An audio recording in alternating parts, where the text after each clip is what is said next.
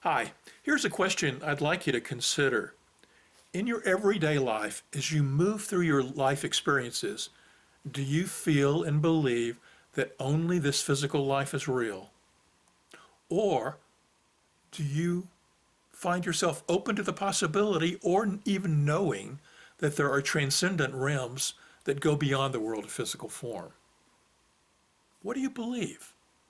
This question comes up for me often, especially when I'm dialoguing or having conversations with people, because ultimately there becomes a point where we find ourselves disagreeing on something, and I realize that the disagreement gets to a core belief that one of us has that differs from the other person.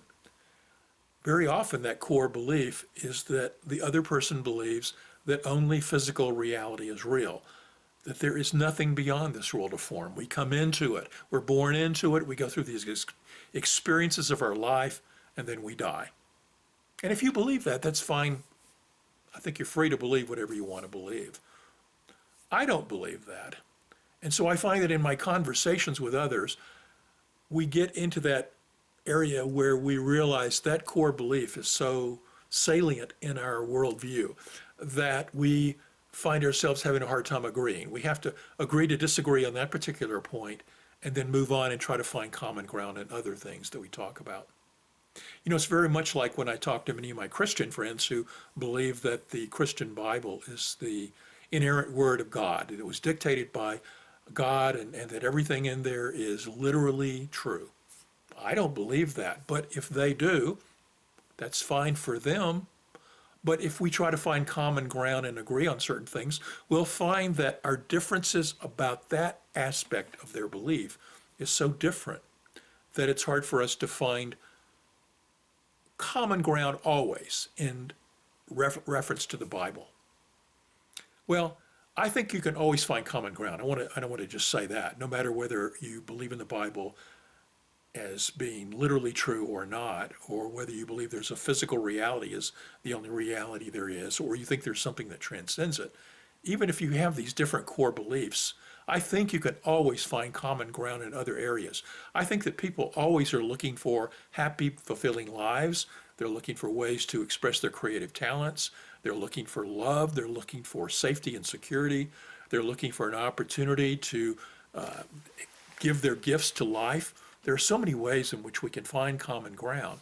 But a lot of times, especially when we're talking about metaphysical or philosophical topics, oftentimes it gets down to the fact that we have to at least acknowledge that there's an area where we totally disagree. So if you're somebody who believes that only physical reality is real, more power to you, but that's not my belief. What my belief, and it's a core belief within science of mind, of which I'm a minister and a New Thought minister, is that everything starts with consciousness, that consciousness is all there is. Science of mind, mind with a capital M, the mind in that phrase references the ground of all being a field of mind or consciousness from which everything arises. Hence, much of the teachings of science of mind are really about using the power of our aspect of consciousness, the flow of consciousness through our thoughts, to change our thinking so that we can change our material life. Now, a lot of times when you talk with people about saying that mind or consciousness is the ground of all being, or that you say that consciousness is where everything arises from, people say, well, you're discounting the fact that there is any material life. Are you saying that there's no material life? And no, I'm not. And that's not what New Thought teaches. New Thought teaches us that everything arises from consciousness or mind, but the material world is real as an experience. That turns things on the head for people who are materialist, who say that everything starts as physical matter and everything arises out of the evolution of physical matter into higher and greater levels of complexity, and that from that, consciousness emerged out of certain forms. So from a materialist standpoint, they often believe that consciousness, even though we don't know how it interacts with the physical world, that's the so-called hard problem, they say that the aspect of the very existence of consciousness is a byproduct or epiphenomenon of the firings of neurons in the brain. Hence, it's a materialistic thing that arises. Whereas a mind is the ground of all being belief accepts that everything is a field of mind and that physical matter arises from thought or from consciousness. I recently read a good book that I think might help describe this. It's written by Tony Nader. It's called Consciousness is All There Is. I'll put a link to the book in the show description. But I also wrote a spiritual essay recently, which I'll also link to in the show description, where I tie together Nader's discussions of ancient Vedic teachings about the fact that consciousness is all there is and how consciousness creates our world to the teachings of science of mind. And so the correlations between those two teachings will be in the essay in the show description if you're interested in that. If you want to hear more or know more about how there are various theories of mind being the ground of all being, I would point you to Nader's book or also the teachings of science of mind as well. But the key thing here that I want you to come to grips with is asking that question for yourself. What do you really believe? Because as we go through life, we're going to find many people who believe differently from us. And if you believe that there is an aspect of a non-material realms that transcend this physical form, then how does that fit into your worldview? And more importantly, when you bump into people who believe differently from you, do you notice it and see it? About a year or so ago, I was reading a book that was a very excellent book up to a certain point.